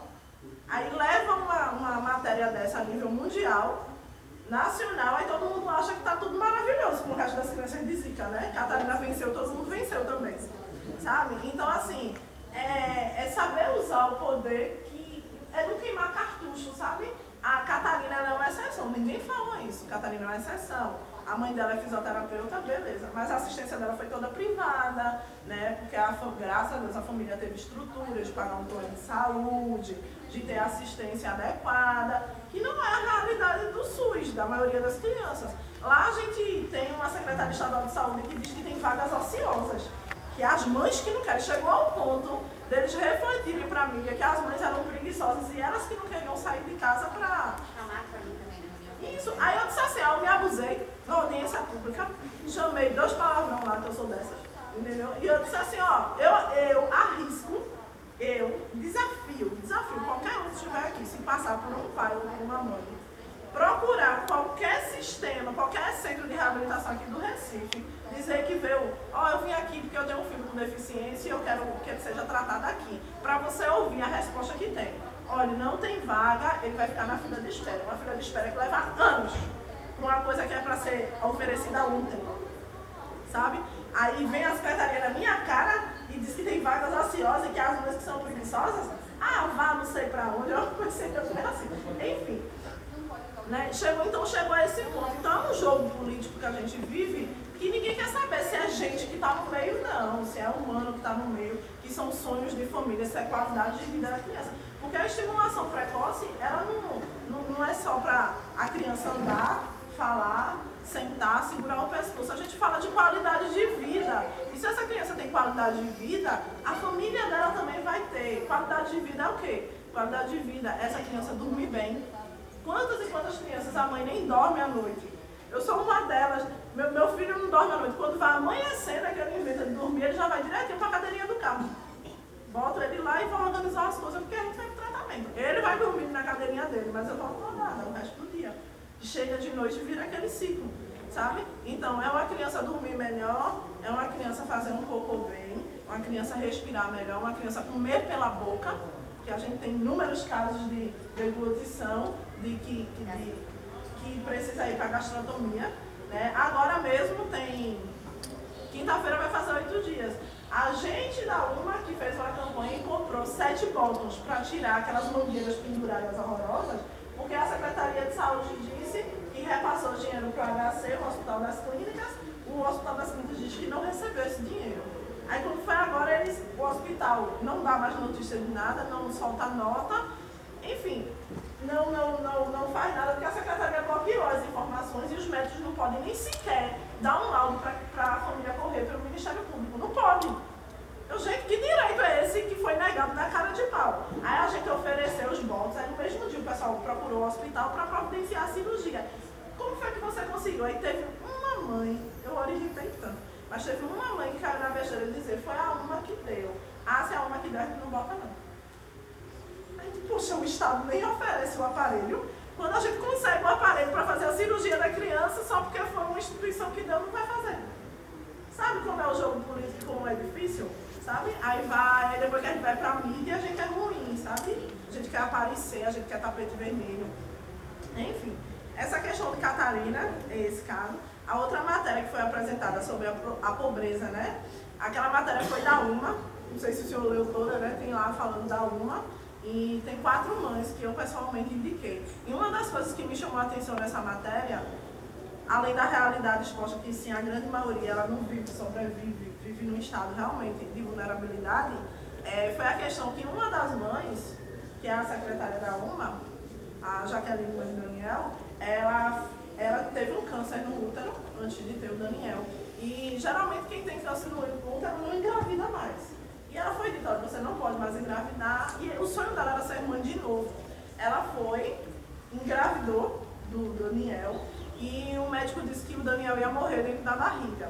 Quando o Daniel nasceu, foi uma festa. Aí o médico, é a primeira pessoa que eu vejo ter um filho com deficiência fazer essa festa toda. Ela não interessa, ele é o meu milagre. Porque eu não podia mais ser mãe. Deus me fez mãe. E não importa como o Daniel veio, eu quero ele. Ele tá bem, ele vai viver, vai, não sei o quê. Sabe? E na matéria o repórter falou assim, a Jaqueline Mãe Daniel diz que ele é o seu milagre, entre aspas, e se diz feliz com a chegada da criança. Aí você vê a mídia como ela é forçada. Tipo assim, a mãe ela não é feliz, ela se diz feliz porque tem um filho com microcefalia, porque tem um filho com deficiência. Quer dizer que até a felicidade ela é barrada para a mãe. A mãe ela não pode ser feliz com o filho que tem, não. Sabe? Só pode ser feliz quando a criança anda, é normal, não tem deficiência alguma. Sabe? São esses pequenos tabus que a gente enfrenta diariamente e que infelizmente a gente tem uma mídia que corrompe muitas vezes uma militância. Feita a questão da atual novela das 9, Segundo o Sol né? Pronto, tem aquela menina Rochelle, né? Rochelle fez maldade a novela inteira. Prejudicou a família a novela inteira. Aí de repente se descobriu com a doença do Guillain-Barré e deixou ela deficiente. Aí nisso, um castigo, né? A criança, a mulher fez maldade a novela inteira e foi castigada por ser, e virou deficiente. Aí mais uma vez multiplicando essa questão que a deficiência vem como castigo, né? Que a deficiência só vem pra gente ruim. Aí de repente, não passou nem 3 semanas da novela que ela virou deficiente, já tá andando, né? Como se fosse uma coisa bem simples. Aí traz outra consequência, que a criança não anda porque a mãe ela não procura, porque a mãe ela não estimula, sempre repassando a responsabilidade para a família, a culpa para essa mulher, né? E a gente sabe que as coisas não são assim, né? Então, essa foi da matéria. Essa questão de depressão e suicídio, a gente já teve 2 mães com tentativa de suicídio, né, que se cortaram e tal. Enfim, é todo um complexo, porque não tem o cuidar de quem cuida. A pouca assistência que é oferecido para a criança, né, é oferecido para a pessoa com deficiência. Ninguém esquece que para aquela pessoa se deslocar, fazer coisas básicas, comer, tomar banho, precisa-se de alguém que vive em função dela. E, geralmente esse alguém é uma mulher, uma mãe, é uma avó, né? É uma vizinha, que a gente tem lá casos inúmeros de vizinhas que adotaram, tá? Enfim, a gente, com a instituição, foi depor a favor, enfim, a gente tem histórias belíssimas lá. E ninguém lembra que tem que ter uma pessoa, né, a favor dessa criança, para fazer coisas básicas. Aí ninguém cuida de quem cuida. Então, se a mãe entra em depressão, é frescura, sabe? Se a mãe tá assim, não tem necessidade disso, de você estar assim. Enfim, eu acho que a situação, a nível de pesquisa, a nível de medicina, de tudo lá, o cenário meu que mudou por conta da nossa postura mesmo, sabe? A gente viu até conversando, eu tive a oportunidade de conhecer a Michelle no Abrasco, que foi no Rio de Janeiro, né, esse ano em agosto, e a gente foi lá fazer parte daquela construção toda, porque foi um espaço conquistado, foi um direito de fala conquistado. Peraí, você chega aqui, recolhe o material que você quer, faz tua pesquisa, ganha nome e fama, não sei aonde, né, fora do país, a gente depois só vê os artigos científicos sendo publicados, premiação disso e daquilo, e a gente que lida com o vírus todos os dias, que a gente que vive essa realidade, a pior face do vírus todos os dias, a gente não tem direito de saber. Porque é um evento científico, porque é algo científico. Então quer dizer que uma mãe não tem capacidade de entender o trecho científico, ou é você, enquanto pesquisador, que não sabe traduzir de uma forma que ela entenda, sabe? Então, devido a essas posturas, a gente ganhou forçadamente, né, o respeito de muita gente nessa área, né? É consequência disso que eu estou aqui com vocês hoje. E sobre a questão da medicina, o pessoal pensa 2, 3 vezes antes de dizer qualquer coisa, sabe? Porque já teve mãe que avançou para ir médico, aquela coisa, sabe? Enfim, é aquela coisa. Se disser qualquer coisa, a gente, assim, tenta administrar com algumas famílias, ser bem pé no chão. Vai chegar ao ponto que talvez seu filho realmente não ande, talvez que ele não faça nada, talvez que ele vive em forma vegetativa, como foi dito no início. Mas ele está aqui. E a gente vai continuar lutando por ele. Mas isso não dá o direito de ninguém chegar e dizer na tua cara e tirar toda a esperança que você tem de mãe, né? E de lutar para que isso aconteça. Porque o que estava acontecendo lá era que as mães levavam as crianças para as terapias, aí o fisioterapeuta, o terapeuta ocupacional, chegava e dizia: tu está fazendo o que aqui? Fique em casa, mulher, ele já tem o dinheirinho dele, fique em casa, porque não vai adiantar nada, teu filho vir aqui, ele não vai fazer nada do que tu está imaginando. Aí a mãe fazia: realmente, o que eu estou fazendo? Me esforçando, preconceito dentro de transporte, no sol quente, debaixo de chuva, para chegar aqui e realmente estar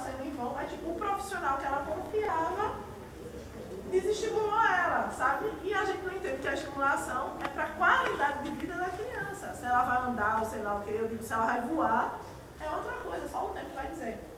Né? E infelizmente lá, as crianças que elas evoluem muito bem estão todas na rede privada. Isso é o que desestimula, sabe? Incluindo o meu filho. Eu sempre fico dizendo assim, que Deus conserve o pai de Guilherme lá na empresa que ele trabalha, que o plano de saúde que ele tem é por conta da empresa lá do pai, né? Porque em qualquer lugar, lá quando eu cheguei à audiência pública, eu bato no peito e digo, meu filho, ele não faz parte do SUS. Ele não é reabilitado do SUS, porque se ele fosse, ele não estaria. Chegou ao ponto, para você ter ideia, de uma apresentação, usarem a evolução do meu filho, dizendo que ele tinha assistência na ACD. Eu falei, que bobeira ACD? Meu filho foi descartado da ACD porque ele disseram que ele não ia evoluir, sabe? Então, é muita jogada lá, é um desafio constante, sabe? É você realmente ter a insistência de bater de frente, dizer as coisas não são assim. Lá a gente não somos queridas, porque a gente, vamos dizer assim, desmantela, né? A gente desmancha a maquiagem que eles tentam oferecer. Então, assim, isso eu estou falando das dificuldades lá de Pernambuco, mas eu tenho percorrido alguns estados e os outros estados estão numa situação muito pior. Foi o que me corroeu. Eu disse assim, gente, eu vim atrás de uma esperança, mas não, eu vim trazer a esperança, né? Foi meio difícil quando eu cheguei, tipo, na Bahia. Enfim, eu fui lá para o congresso de Zika, aí eu fui, se o congresso de Zika é na Bahia, porque lá tá tudo maravilhoso. Quando eu cheguei lá, a Bahia é um estado subnotificado, não tem nem a quantidade de... E o que você falou de rede de uma pessoa só, não existe. Não existe de jeito nenhum. Lá a gente tem 12 neuropediatras, mas nem todos quiseram, né, fazer parte lá do grupo de Zika, mas a gente tem uma quantidade assim, acho que 7, eu acho, sabe? Não existe um negócio desse. Se ela viajar, se ela receber uma proposta melhor. E outra, ela deve fazer todo esse trabalho, deve ganhar uma merreca. Porque pelo Estado, a gente descobriu lá o salário da neuro de lá é 2.100 para atender aquelas crianças todinha pelo Estado. Eu fiz, gente, o que é isso? Eu fosse assim, ela não tá nem aí. Sabe? Então, assim, é onde entra a parte humana mesmo da coisa. Mas a gente não sabe até onde essa parte humana vai durar. Porque tem uma hora que vai cansar, tem uma hora que vai esgotar. E as crianças vão ficar o quê? Dependendo de uma pessoa só, não pode, né? Então, eu acho que é mais ou menos isso. A questão do aluguel que se falou. O aluguel, ele meio que ocupa em torno de 50% da renda. E os aluguéis lá são caros. Tipo assim, numa periferia, tu vai a uma viela, assim, pra você entrar, o esgoto passando na porta de casa é R$400, sabe? Aí, num lugar melhorzinho, é 550, 600, para uma pessoa que vive com salário mínimo, sabe? Então, tem essa questão lá. E eu acho que é mais ou menos isso. E eu sempre termino. Tinha muita coisa para falar do que a gente já conseguiu, enfim, mas o slide foi triste. Mas à tarde você complementa. Pode ser. Vai voltar à tarde. E eu sempre termino algumas apresentações minhas com uma frase, né? E a frase que eu mais identifiquei aqui, né, e só confirmou com a fala da Paula, diz assim, é preciso muita competência para ser diferente, mas é preciso muito mais coragem para manter essa competência, né? Então, o que foi feito para mim, é para mim, a missão que foi dada a você, é para você.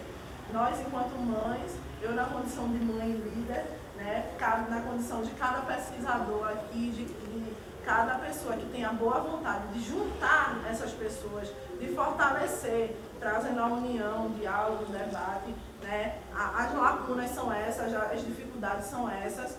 Juntos, onde é que a gente pode ir atrás? O que é que a gente pode fazer para melhorar? Então, assim, tenham certeza que vocês são anjos para as mães de anjos. São pessoas que Deus escolheu para estar nesse momento, nessa condição, e que nada é em vão. Nada, absolutamente, luta nenhuma é em vão, né? Eu não sou evangélica, mas eu recebi um versículo que eu me questionava muito. Ai, por que eu? Por que eu? Tem hora que eu não aguento, né? Aí teve uma pessoa que chegou para mim e disse assim, olha, como diz lá em Esther, eu não lembro exatamente bem, mas eu acho que é capítulo 4, enfim, e diz assim, Deus te escolheu, quem sabe Deus não te escolheu para estar exatamente nesse lugar e nessa posição. Né? Então eu tenho a minha missão e cada um de vocês tem a sua, até mesmo sem conhecer ou sem estar muito envolvido nessa questão do Zika ou do universo da pessoa com deficiência, mas de praticar a inclusão, porque a inclusão nada mais é do que você multiplicar o respeito ao outro, ao respeito à limitação do outro. Quando a gente cuida do outro, do próximo, a gente está cuidando da gente mesmo e dos nossos semelhantes. Porque hoje sou eu, e as meninas e tantas outras famílias que vivem essa situação e essa realidade. Amanhã pode ser qualquer um de vocês. Né? Então, respeito gera respeito, amor gera amor. Então, pratiquem a inclusão. Obrigada.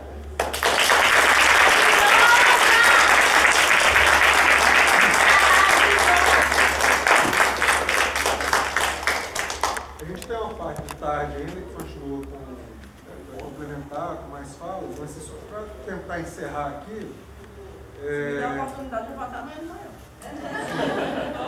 Só para ilustrar um pouco aquele negócio que ela estava falando de Pernambuco, que é muito grande, então, assim, do Recife até Petrolina, é mais ou menos como daqui a São Paulo, a distância. 744 quilômetros. Então é uma dimensão assim, meio assustadora para a gente num estado pequeno, né, vertical e tal. E sobre esse papel comunicador, nós temos uma missão de colaborar para não silenciar, não invisibilizar e resistir aquilo que os radialistas fizeram lá no interior, ajudando vocês, é isso? E a gente não consegue fazer com que os comunicadores entendam esse papel de que o que estão fazendo, no caso de dar visibilidade a essas questões sociais tão importantes, não é mais do que a sua vocação. Você precisa fazer isso. Não é porque está sendo pago para fazer isso. E aí, quando eu até falei aqui, né, tem um péssimo exemplo de um ex-aluno meu, que foi o deputado estadual mais votado, agora o deputado federal mais votado, que é, né, apresentador de um programa desse horroroso, que faz um péssimo trabalho de comunicação, e que eu me penalizo muito por isso. Mas, felizmente, eu tenho os contrapontos, né? Tem a Tatiana foi minha aluna também, Michele foi minha aluna, a Amanda está sendo minha aluna, Johanna está fazendo pesquisa sobre Zika, a Ana Carolina está fazendo, Fabiana, que 20 anos atrás resolveu fazer... Thalita foi minha aluna, estava lá atrás, mas aqui a Aline também minha aluna.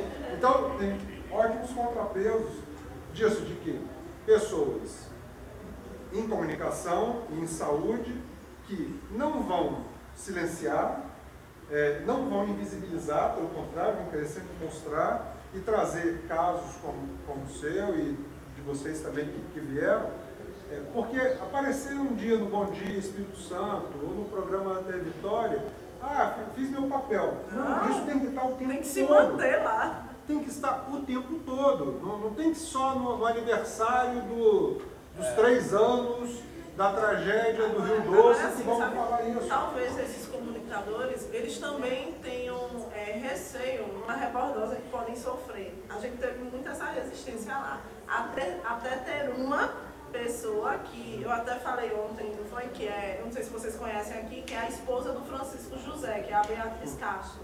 Né? Ela se sensibilizou tanto com a situação que ela sofreu represálias da Secretaria Estadual de Saúde de lá. Deles ligarem para a Rede Globo, falar com o chefe, dizer o que é que ela tem a ver com isso. Mas isso, graças a Deus, não intimidou ela. Mas esse é o grande problema que a gente tem aqui. Tem até um artigo que eu tive a felicidade de co-assinar com o Michele e a Adalto, falando disso. Quem é que paga a conta? Quem é que é o cliente? A gente pensa sempre no cliente da comunicação como sendo um público em geral. Não, o cliente é quem paga a conta. O cliente é o governo do Estado, que é um grande anunciante, e se o governo do Estado, você está falando mal de mim, tira o anúncio e sofre represálias, os grandes anunciantes no país. O maior anunciante do país é uma empresa chamada Genoma, que faz aquele Cicatricur, esses negócios milagrosos, assim, outro Procter & Gamble, outro BASF, outro Nestlé, todas as empresas estão ligadas em questões de saúde, Unimed, grandes anunciantes. Então esses grandes anunciantes não vão querer nunca que se fale de problemas de saúde, né? Se fala de redes de farmácia, Ultrafarma é um grande, cada esquina, né? No Recife tem farmácia dos pobres, farmácia dos pobres é engraçado, mas pague menos, mas a gente vai vendo, cada esquina vai abrir uma farmácia, são grandes anunciantes isso. Então, essa indústria do anúncio da doença rende muito mais do que as questões de saúde. Então, para a comunicação, um jornalista sofre represália, e ele tem que sofrer represália, ele tem que resistir. Ele tem que falar assim, peraí, não, meu papel é esse. Então, no Bom Dia Espírito Santo, tinha que todos os dias falar assim, já temos tantos casos de Zika notificados no Espírito Santo. Isso, e mesmo havendo uma subnotificação. Então, quantos mais poderiam haver? Mas os jornalistas não fazem isso. Então, o papel do comunicador em escancarar esses casos, para não acontecer o caso disso de um secretário chegar e falar, mas só isso daí, né, no universo tão grande, só esse não. Se fosse um caso só, merecia ter um destaque para que não ocorram mais. E aquilo que o professor Etel falou no vídeo.